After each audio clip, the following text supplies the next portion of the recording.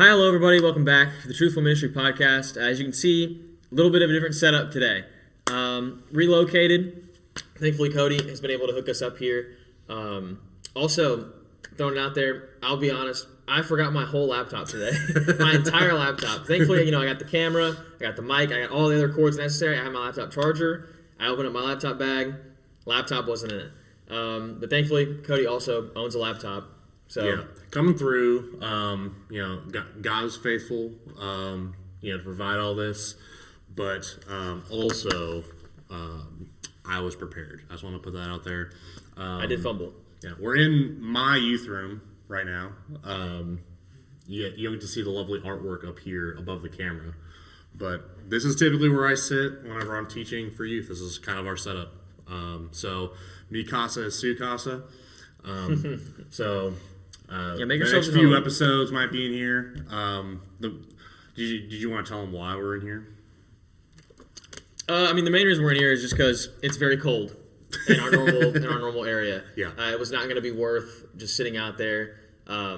As beautiful as I think the setup looks, I'm really proud of it. It is cold. There is no heat, so it is winter time. So here we have the benefit of warmth, and we avoid the jump scares of acorns landing on the roof, sounding like gunshots going on. So we got both of those going for us here. But we're going to kind of over these next few episodes be talking about some of these ideas related to the season of Advent. Mm-hmm. It's Christmas time for us. As we're recording this, we're just kind of getting into December. And Johnny and I were talking about Advent and these words, hope, joy, peace, and love. And so that's really going to drive the next several episodes. I don't know do you have any words about Advent, anything that you get excited about with Advent? It's weird. I've never been, if you know me, I didn't grow up in church. And even once I started going to church, I went to a non-denominational church, mm-hmm. and I don't know if I was just asleep during those messages or what, but I feel like I never even heard of Advent, to be honest, until a few years into my faith journey. I had to go to a different church where they actually kind of lit the candles up front. Mm-hmm. And I remember thinking, what is this? Why are we lighting candles? Oh, it's Advent. And I was like, what?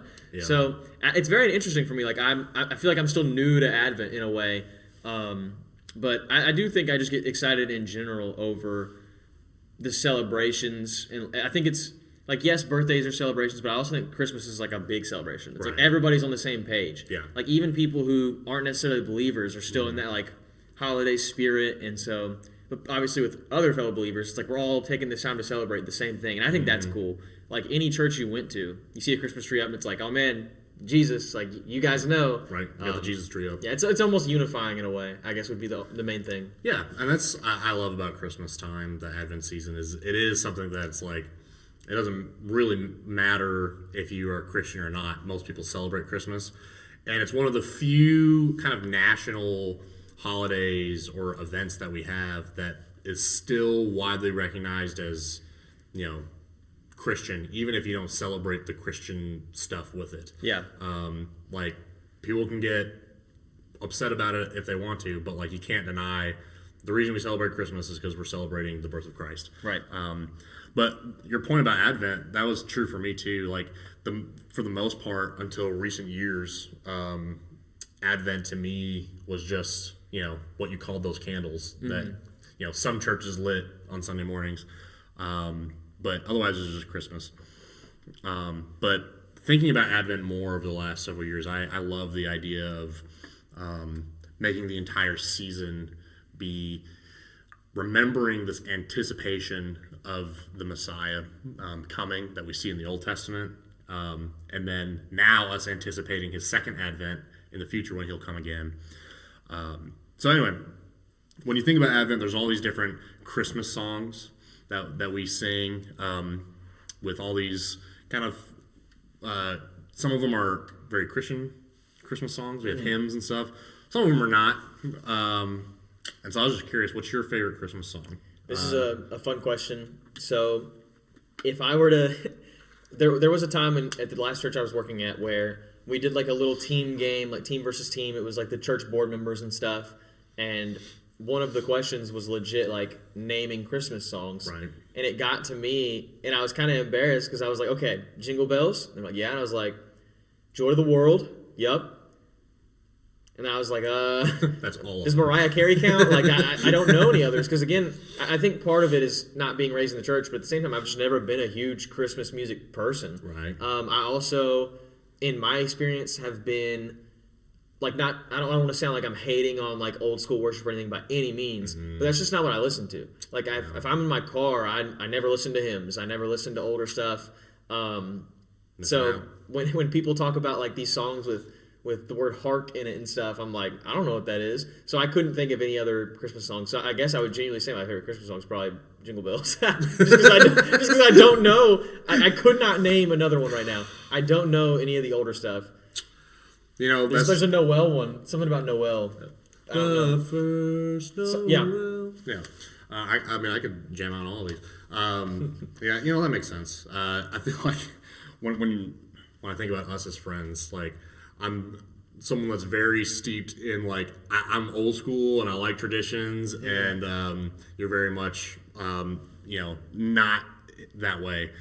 But it works. It works. Because, like, my favorite Christmas song is O Come, Emmanuel, which is impossible to find a good recording of. Because the best versions of it are when you go to church and you got the choir up there and we're just singing the traditional hymn. Yeah. But every hymn nowadays, you can only find someone putting, like, some new spin on it. Yeah, I'm like, yeah. It's awful. It's not. None of them are as good as just the good old sing the hymn. And, like, when you talk about not listening to Christmas songs in the car or whatever, I've got my Christmas playlist, all hymns. Like, it's all like Christmas hymns and like Christian songs. I don't like listening to, like, the fun Christmas songs. Like, I don't really listen to Jingle Bells. Not a huge Mariah Carey fan. My wife likes to listen to those ones. Yeah. But she puts up with me listening to what I want to when I'm driving. But one of the reasons why I like O Come, Emmanuel so much, if you ever get a chance to listen to it, is the song is expressing, in my opinion, the core feeling of Advent. This we're longing for the Messiah to come. It's putting yourself in the shoes of the Israelite people in the Old Testament, crying out for Emmanuel, God with us, for Jesus to come. And they are placing their hope in God. They're hoping that He's going to keep His promise. And that's going to be our topic for the first episode here, as we dive into these Advent kind of themed episodes. We're going to talk about hope. So, Johnny, what is something that you're hoping for right now? No Sunday school answers. Just, right. You know, what's something that you are hoping for? I'm hoping for Jesus. I'm hoping for God. It's like, right, great answer, great job. You know the Bible. You know that Jesus is the right answer all the time. I would say, in a way, I'm hoping for, like, direction. I would say, like, just continuous, more, like, clear directions. Like, I've already started thinking about planning out my next year, and I'm not typically, like, a planner, but I've really been trying to think about, like, writing down, like, actual, like, 3-month goals, 6-month goals, and things like that for the coming year. Because, you know, obviously it's Christmas time, but we're also close to New Year's. So I've started thinking about just what my next year would look like. And I think through that, I'm hoping for, you know, just figuring things out. Like, whether, like, I don't even want to say I'm hoping for, like, success in any way, like, in a selfish way. But just whatever is to come, I hope that, like, next year is a year where, like, I start to figure out where I'm supposed to go. And that God would kind of come through for me on that. And that I would be able to safely discern and find peace and just whatever's next. Because I'm in that transition period right now where I don't know what that looks like at all. So I'm hoping that maybe in the next year I'll figure that out. Yeah, it'll give you direction.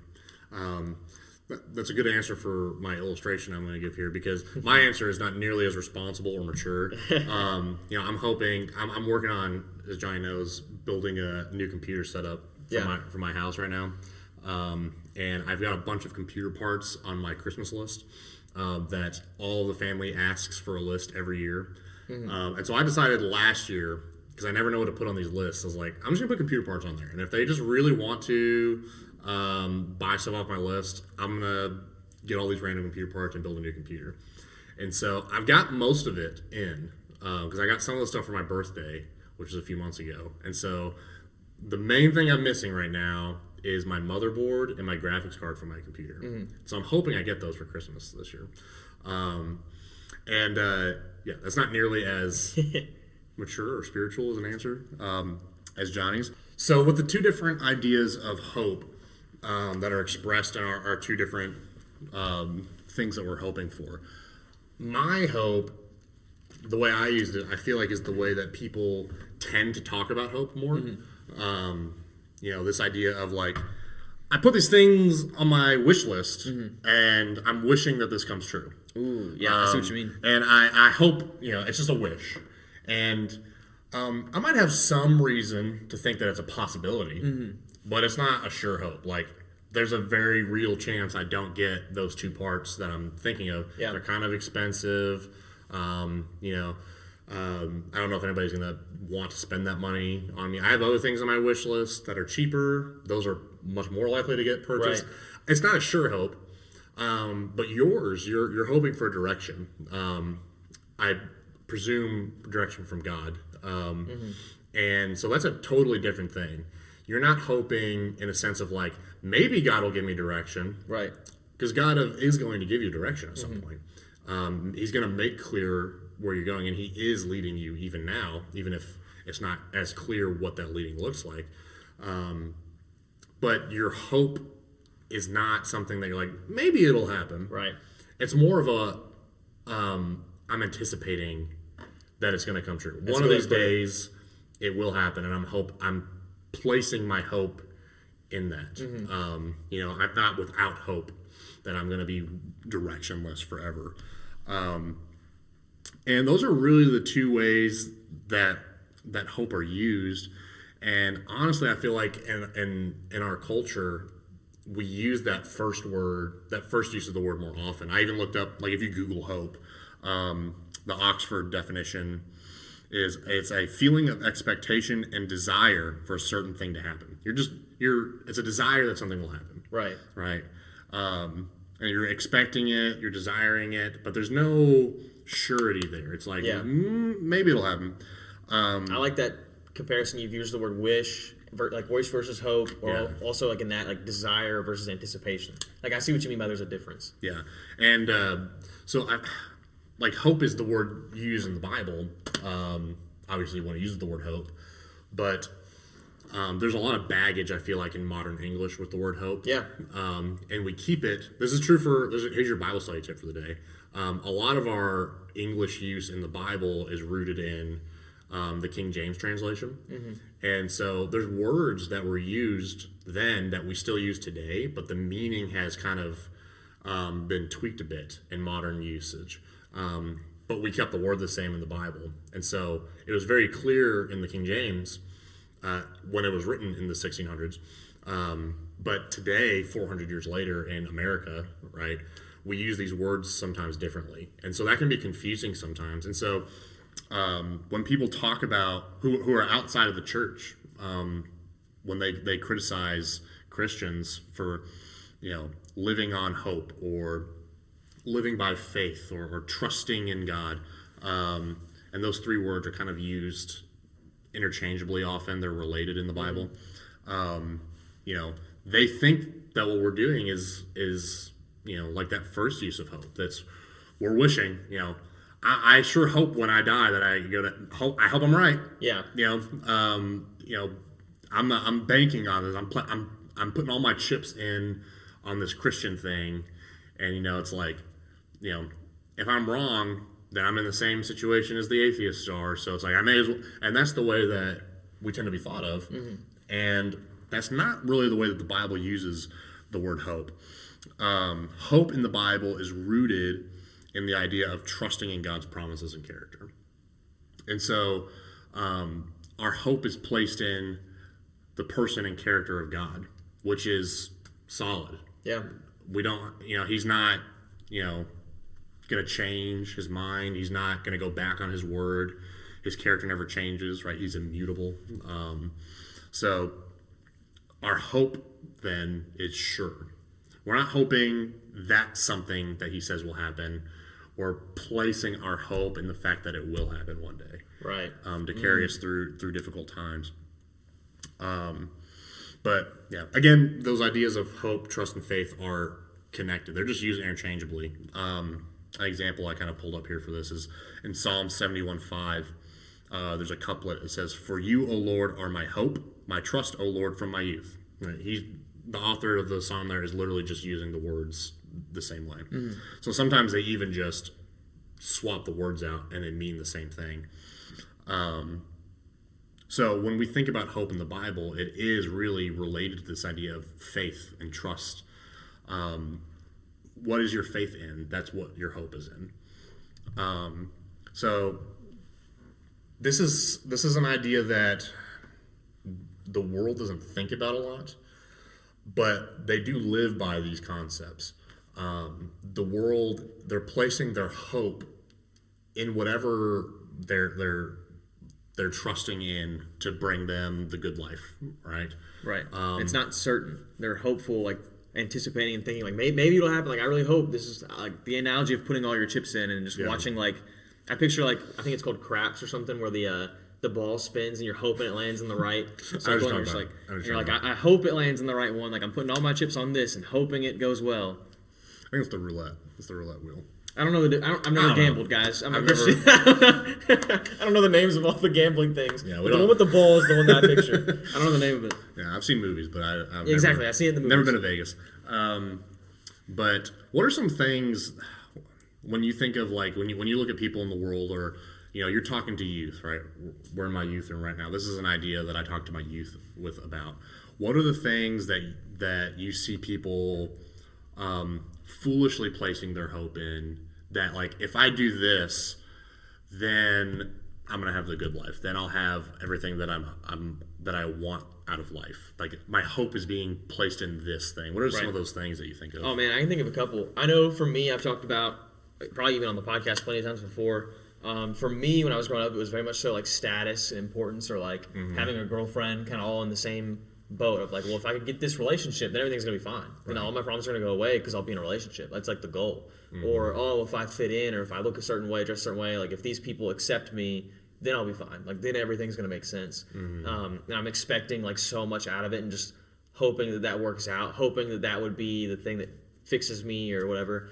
And then I think too, a lot of the times for people, especially kind of like maybe in our age range, or like college age, it's like a job, or like even just like a home, or like figuring out like the future. That's something that like I even still sometimes kind of struggle with, is just the idea of like, well, once I like get my income, once I get this job, and like life's gonna be perfect. Like I'm hopeful that this job is gonna just like, I'm gonna get this job and everything's gonna be fine. I'll get the income, I'll get the retirement, and I'll be fine. Right. Probably those are the two main things that come to my mind first. Yeah, I definitely see those, and those are the ones I talk more with the students about.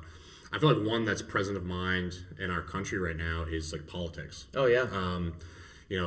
We're recording this, we're about a month out, almost to the day of the presidential election, and inauguration. Well, the inauguration will be. Oh, you're saying January. A month back was the election. I see what you're saying. But yeah, we're kind of in the middle there. Yeah. And like, not going to get into which side or whatever, but depending on which side of that you're on for the country, I mean, people have reacted very dramatically. Yeah. Especially on if you were someone that voted Democrat.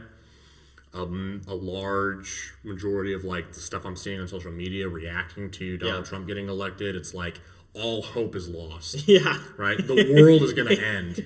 Like, and then on the other side, it's like, I remember leading up to the election, and then after the election, people were like, if Donald Trump doesn't get elected. Right. Right.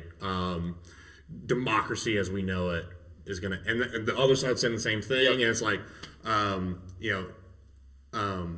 there's a degree to which politics matters and it's important, and all that stuff. But people, I think, place way too much like of their hopes in, if X candidate gets elected, then I'm gonna have this country's gonna go the direction that I want, and my life's gonna be the way I want. And if the other person gets elected, my life is going to be destroyed. My hope is in this person getting elected. And as you mentioned before, these are not sure hopes, right?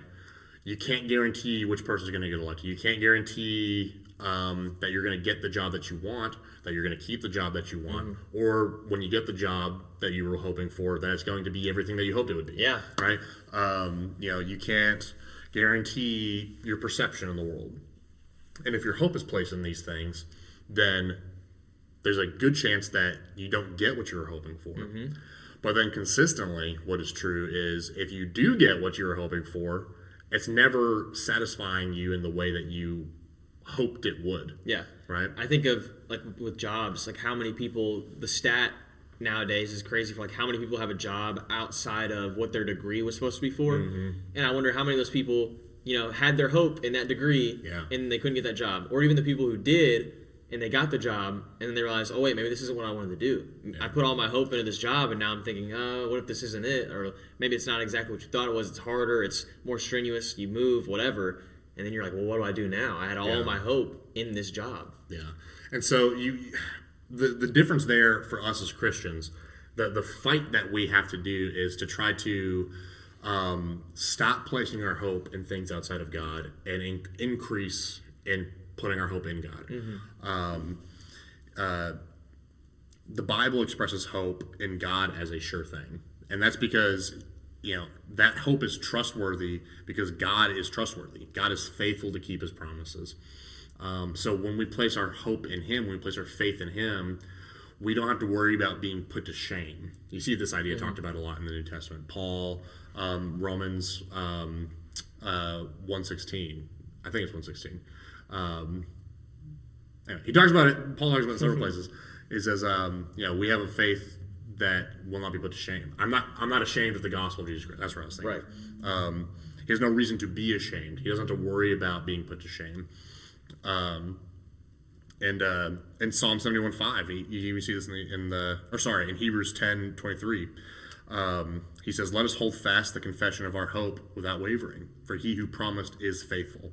Right? We can hold fast our faith, our hope in God, because God is faithful.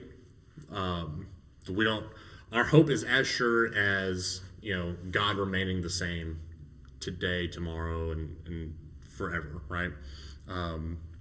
So we have to maintain our hope. We have to cling to God for hope. And the good news is it's not a blind hope or a blind faith. That's one of those terms that's like a pet peeve of mine. You'll hear people throw around in kind of Christian circles. Yeah, that's a good point. You'll hear there was this worship song that came out a few years ago that was kind of popular. It's like, I'm walking on blind faith. And I remember listening to that and thinking, like, you might be, but I'm not. Like, I know who I'm hoping in. I know who my faith is in. He's given me reason to believe. Come on. It's not like, God saying, you don't know anything about me. You have no reason to trust me, but trust me. Right. That's not what we have. Right? We have the entirety of the scriptures. We have all of God's word as a testimony of who God is and all that he's done to prove that he's trustworthy, that he can do what he says he'll do, that he will do what he says he's going to do, that he's all powerful, that he's all good, that he's all loving. And we have story after story after story in the Bible of this. You have just walking through the entirety of the Old Testament, right? You have, even all the way back in the garden, you have Adam and Eve, right? If you eat from this tree, you're going to die. They don't die right away. That's God's grace. But they do die. Yeah. Right? It's inevitable because God said it was going to happen. You get to Noah and, God makes a covenant with Noah. And he says, this thing that I have done, I'm never going to do again. The world's never going to be consumed in the flood. It never has. But he also said before that, I'm going to send a flood and destroy everyone. Yep. But if you do what I tell you, you will be delivered. Lo and behold, Noah placed his faith and his hope in God's instruction, and he was delivered from this wrath that was surely coming. Right. You get to Abraham. God told Abraham, go that way, and I'll show you where you're going when you get there. Abraham gets there. He trusts in God. He tells Abraham, hey, I'm going to give you a son. And Abraham, like, it's funny to them. Abraham and Sarah, like, it literally, Sarah laughs. Yeah. That's always a fun verse Yeah. that I read where Sarah laughs and God straight up is like, why are you laughing? And I just picture how crazy that would be. Like the God of the universe, you're like, no way. And he's like, what's up? You laughing? And you're going to be like, oh, no, I'm laughing. Yeah, and she really, like, backsteps. Yeah. Like, she backpedals hard. Yeah, that's funny. That'd be a good podcast episode. Just talk about what are some passages in the Bible that are just funny. Yeah. There's some good ones. Yeah. My favorite one, and then we'll keep going, is in Genesis 3, whenever they sin, and they're hiding in the bushes. And God's like, why are you hiding in the bush? He's like, well, we were naked. And he's like, who told you were naked? Yeah. And, like, in the context, yeah, it's not funny, but taking that out of context, and God just being like, who told you were naked? Yeah. It's very funny to me. Anyway, but they tell Abraham he's going to have a son, and he's like, I'm old. And she's old, too. Like, she's really old. And they have a son. They have Isaac, right? You get to Moses in the Exodus, right? God tells Moses at the burning bush, go talk to Pharaoh, tell him to let my people go. And he's like, I'm going to be with you, and it's going to happen. And Moses is like, I don't know, God, this seems... And he's like, just go do it. And God comes through. He delivers. He's faithful, right? The Exodus account really is, throughout the Old Testament, you'll see the thing that the Israelite people look back to as God delivered us then, he will deliver us again. And I mean, we could go on and on, right? You have David, you have the covenant with David. You have his son Solomon, right? Solomon asks for wisdom. God gives him wisdom. He becomes, and he blesses him even beyond what he asked for. The prophets, God consistently, one of the consistent messages of the prophets is God's telling them, Israel needs to repent. They're not gonna. So I'm going to send them into exile for judgment, but I'm not going to keep them there. I'm going to restore them one day. Some of them even give some pretty specific, like Jeremiah gets, it'll be like in about 70 years that I'll bring them back. And then God comes through. And I don't know, are there any like stories that come to mind for you when you think of the Old Testament? It's like, this is like just a really big example to me of like God came through in a big way. One that I haven't mentioned yet. I would say, I think a big one would be like just Shadrach, Meshach, and Abednego, and just the confidence that they had in like those past stories and in of like God's gonna get us through. Like we know who our God is. It's a consistency. Yeah. We're not kind of like banking on this or like thinking it's like a gamble. They're just with full confidence. They stood together and we're like, well, hey, like we're not gonna worship you because our God's awesome and like surely we'll be fine. But even if we aren't fine, like we're going to heaven. Like God's good. So like what do we have to do? Whether like we there was live just or such a full Yeah. confidence that obviously the people around them at the time probably were like, these guys are crazy. Yeah. Like you're just gonna get thrown in the furnace and it's just like God pulls up. And not only does God pull up and save them, but like you look at like the reactions of the people and it's like, oh, like God took this moment and turned it into something better than they could have anticipated. Yeah, that's a good one. That's a really good one. And all of this, all of the Old Testament is expressing this hope that leads to Jesus, right? Again, going back to that song, O Come, Emmanuel. It's all of this like moment after moment, story after story, God is building up this wealth of proof of, the fact that he is trustworthy, that he is who he says he is. He makes sure that you know who he is. Like he gives you all these examples. This is who I am. This is what I'm about. I'm about saving my people. If you trust in me, I will deliver you. I will protect you. Story after story after story to have reason to hope. And then the consummation of that hope is born in Jesus Christ, right? In the advent of Christ. And this idea that like that's the point of Hebrews 11. Right? I love Hebrews. Hebrews is baller. If you want to just read a book in the Bible that's just like, let's just make much of Jesus. You're not going to get much better than Hebrews. Hebrews is just like chapter after chapter after chapter. That's like Jesus is the GOAT. Right. And this is why. Like that's the book of Hebrews. But you get to chapter 11 and it's like the hall of faith, right? It's looking back at all these figures in the Old Testament that placed their faith in Jesus. And all these figures that preceded us in the Old Testament, they were looking forward expectantly to the fulfillment of God's promise to deliver us all from the curse of sin. Right? They trusted that God would come through. And they didn't have what they couldn't see, right? They didn't have Jesus yet. Jesus hadn't been born yet. Mm-hmm. But they were trusting in what God had done, that he was going to come through. Yeah. And so we can look back now and see, like, when God says, I'm going to come one day and make all things new, we can look back and see he already came once. Right? He already did it, right? So our hope in his second coming is not this blind faith. Well, I sure hope it happens. It's going to happen. My hope is in that he's going to return one day. And the Old Testament stories, God gives those to us because through their experiences, we have evidence that God is trustworthy to keep his promises.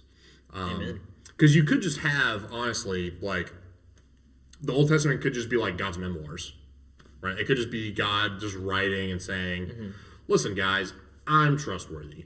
Right. And you should trust in me, because if you don't, then you're chalked, right? And that's what it could be, just like a few chapters. Could have been like a used car salesman, like, here's all the reasons why you should trust me. Like, I'm actually pretty cool. But yeah, it's like, how gracious is God that he condescends, he comes down on our level, and though he doesn't have to, he gives us reason to hope in him. And he does that even in our personal lives too. We have God's word to have reason to have hope in him, but he also, in our life as we walk with God, he gives us personal reasons to trust in him. So I'm just curious, like, what are some, for you, when you think back on your life, when you think back on your walk with God, what are some personal experiences that you're like, he came through there, he's going to come through now? Yeah. There's a few, man. So I would say, talking about direction in a way, I can look back at my freshman year of college when I got in and I just didn't really know exactly what I wanted to do. I went in as a biology major because I took AP Bio in high school and I really liked it. So I was like, I don't know, I guess I'll do something with sciencey stuff.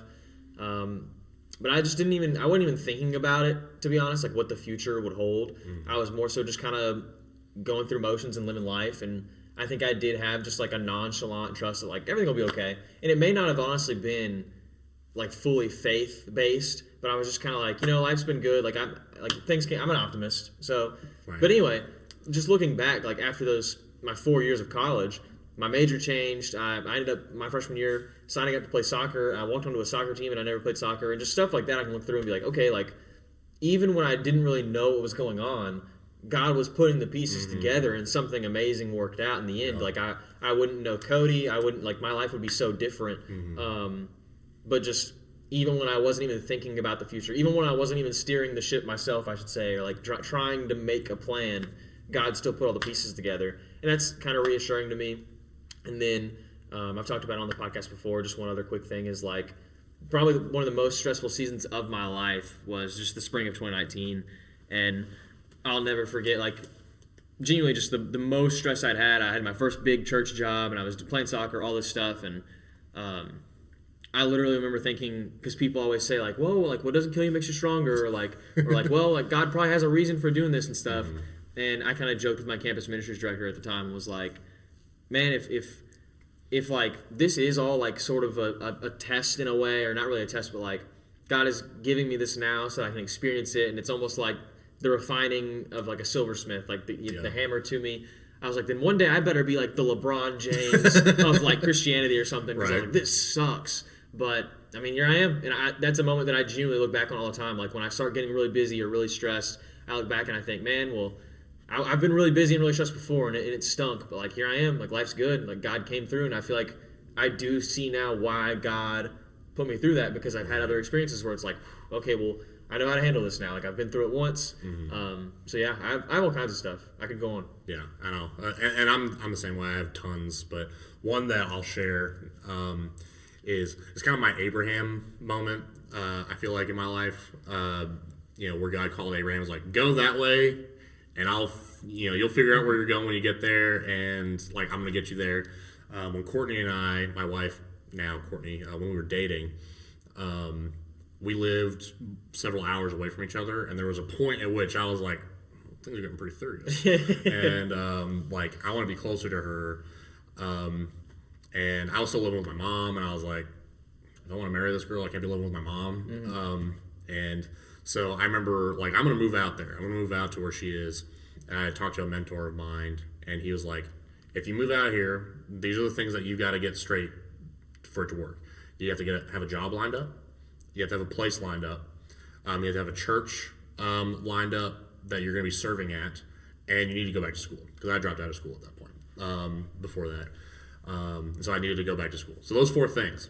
He was like, get that figured out if you're going to come back. I was like, all right. I was like 19, 20, something like that. I was 20 years old. I didn't know what I was doing. And so I got an apartment figured out. But like I didn't know how I was going to afford it. And this one specifically, that one part of it, all 4 of those God came through. How God came through with me having the money, because I was broke. I had been not doing well with my money. Had a hard time keeping a job at that time. So I had like no savings. And it costs money to get an apartment because you have to put a down payment. You have to furnish the apartment. And so that costs money. You have to have money to move all your stuff. And I remember praying, I was like, God, if you want me to do this, if you want me to move out there, and I was confident that that was God calling me to do it, like you're going to have to provide, and I don't know how you're going to do it. And I remember I was driving down the road in my town, and we're in like this kind of 2-lane one-way, and the speed limit was like 35, so it wasn't all that dangerous of a speed. And I remember I was in the left lane, and there was a car like just a little bit in front of me in the right lane. And we're cruising down the road, you know. I think I was driving to like pick up a check from work or something like that. And this lady just, I guess, needed to make a left turn and didn't see I was there and just cuts over. And so she clips me when she does that. And it like busted a headlight on my car, and it kind of made the front end look a little jank. But like otherwise the car was fine. And the cop showed up, and like the lady was super apologetic, and like, you know, it wasn't a big deal to like make it clear that I wasn't at fault. Right. So when the insurance came in, my car was so jank and old that they were like, even just a busted headlight and some body damage, your car's totaled. And I was like, geez. So when that happens, the insurance people are like, you have one of 2 options here. You can either take a check that has a little bit more money to go buy a new car, and like your title on this car is scrapped, or we can just cut you a check to do the repairs yourself if you want to try to do that. And it's a little bit less money, but we'll cut you a check. It was still like $3,400. Yeah. And when I looked online on Amazon, how much is it going to cost to replace my headlight? I found one on Amazon for like $50. Yeah. The rest of that, it was like literally like in that moment, God was like, there you go. Yeah. And I look back on that and a lot of stuff in that season now when I get a little worried, like, how am I going to pay for, you know, I want to pay my bills, I want to pay my groceries. Like, how am I going to, I'm trying to follow God and do what he's calling me to do. Can I afford to do this the way that God's calling me to? And God's like, bro, you were in way more of a desperate situation then, and I had you. Yeah. And God gives us those. And, you know, if you're listening, I'm sure there's some that come to mind for you. But God gives us his word to have hope in him. God gives us personal experiences as you walk in faith to look back on. So that when you're walking through dark times, when you're walking through hard times, we can maintain our hope that Christ is going to come. Christ is going to set things straight. He's going to make all things new one day. And whether I get to live to see that now or I have to be resurrected to see it, either of those are good options. Yeah. And this suffering that I'm going through now is momentary. Like in the span of eternity, it's like a blink of an eye. Yeah. And so like, don't get overwhelmed by it. Don't be consumed by it, because we have a sure hope that God's going to set all things straight. Yeah. There's a verse in Romans where Paul says that little same thing. It's like, I don't know what the number is, but I know the verse. He says, I consider now that our present sufferings are not worth like the glory that is coming. Yep. Yeah, I was thinking of that, but I couldn't remember. I was like, I can't Somewhere quote it Romans, exactly. I can't remember. But I love that. I think about that all the time. And you know, there's so many promises in the Bible that you can cling to for hope, and just kind of that's a helpful Bible study tip too. Just like look for God's promises and claim those, because if God made it, they're going to come true, and we can claim them. So yeah, as we kind of wrap up here, when we think about the Advent season, remember this is a season of hope. That God came through on the hope of the people of Israel throughout the Old Testament in the birth of Christ 2,000 years ago. And now we can have hope that one day Christ is going to come again and everything's going to be good. All the things that you're overwhelmed by right now, all the things that seem to be crushing you, that you think are like the world's ending, if this isn't taken care of, it's tough. Like, I'm not going to lie that I'm not going to pretend like it's not tough. Yeah. But God doesn't promise that we're not going to endure hardship. He just says that hardship is temporary.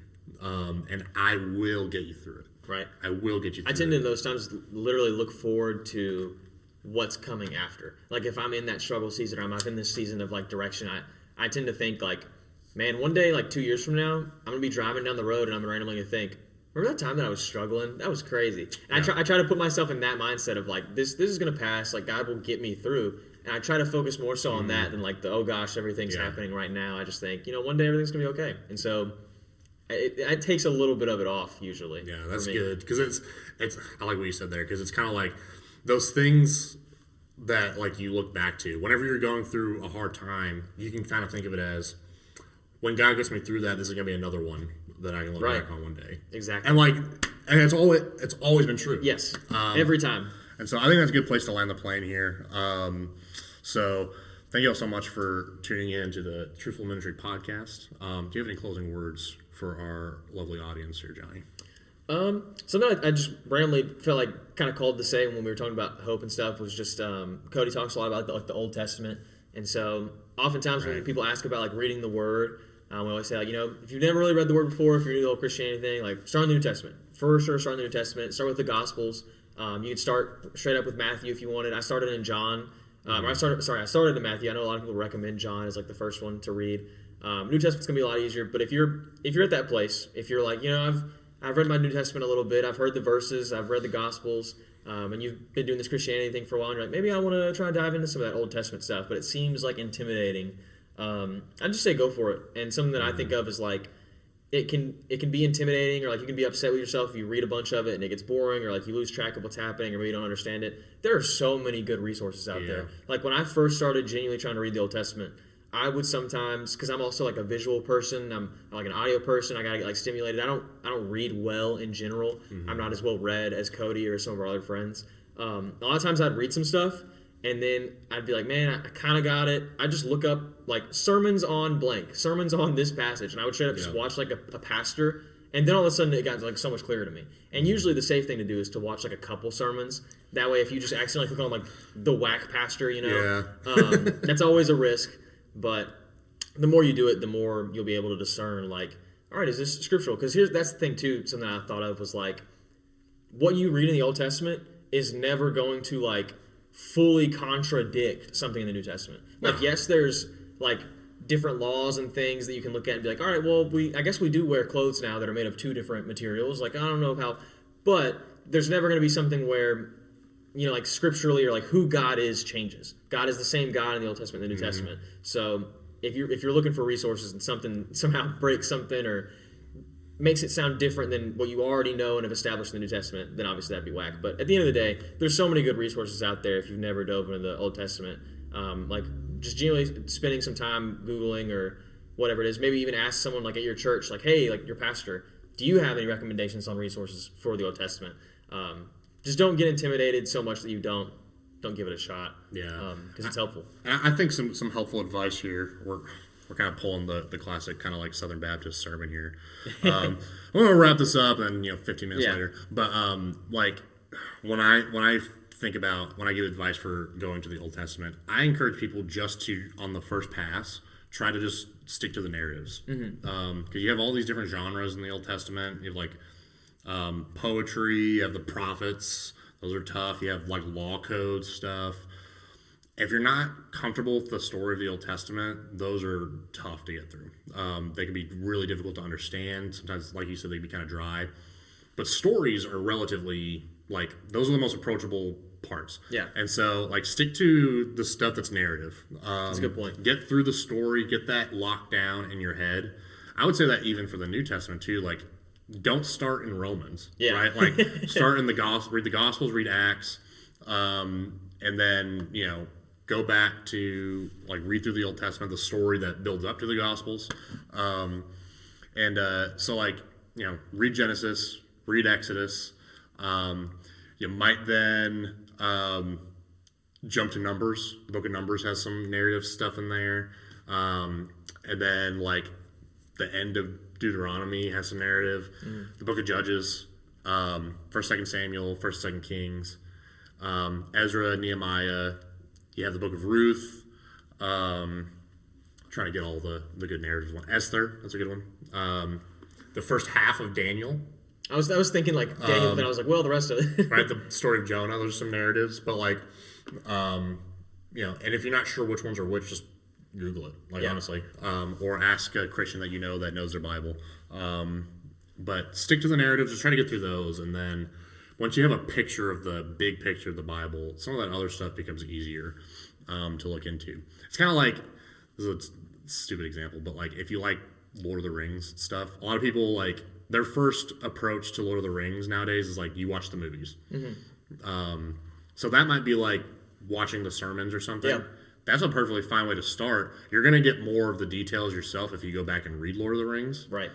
But nobody's starting reading like the Silmarillion, which is like the really nuanced history of like Middle Earth. It's like no one starts there. Right. Right. That would be like starting in Leviticus. Yeah. Like nobody does that. So don't feel pressured. Like read the story and then go back. Once you're really into the story, then you want to know the kind of fiddly details. That's a good point too. And they matter more to you. And they all are there to give you hope. And so round that back up. To land the plane here. Again, thank you guys for listening. I hope that this is helpful. Yeah. Dope. All right. We'll catch you guys next week as we continue the Advent season and we'll be talking about joy. So stay tuned for that.